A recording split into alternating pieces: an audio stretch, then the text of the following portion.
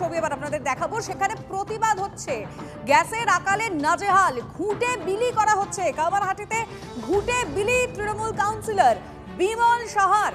আমি কথা বলতে চাইবো আমাদের রিপোর্টারের সঙ্গে। অনন্ত রয়েছে এই মুহূর্তে টেলিফোন লাইনে। অনন্ত, ঠিক কি বার্তা দিতে চাইছেন তারা ঘুঁটে বিলি করে? দেখো, এই বিমল সাহা হচ্ছে তৃণমূলের কাউন্সিলর, 23 নম্বর ওয়ার্ড, কামারহাটি পৌরসভার।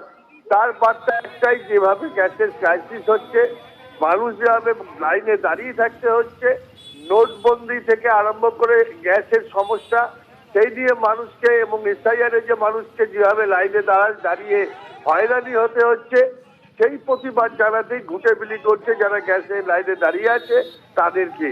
আর যে উজ্জ্বলা যে গ্যাস, যে ভারত সরকারের যে উজ্জ্বলা গ্যাস, তার সামনে, সেই সেন্টারের সামনে দাঁড়িয়েই এই গ্যাস এই ঘুঁটে বিলি করছেন বিমল সাহা। তিনি বলেন যে এটা পুরোটাই কেন্দ্র সরকারের বিরুদ্ধে অভিযোগ তুলে এবং কেন্দ্রীয় সরকারের যে হয়রানি ছবিটা আমরা দেখাচ্ছি। আর এই ছবিটা দেখে একটা কথা অবশ্যই বলতে হয়, বঙ্গ রাজনীতিতে এখন মানে একেবারে কেন্দ্রে যদি বলা যায় তাহলে ঘুঁটেই কিন্তু রয়েছে।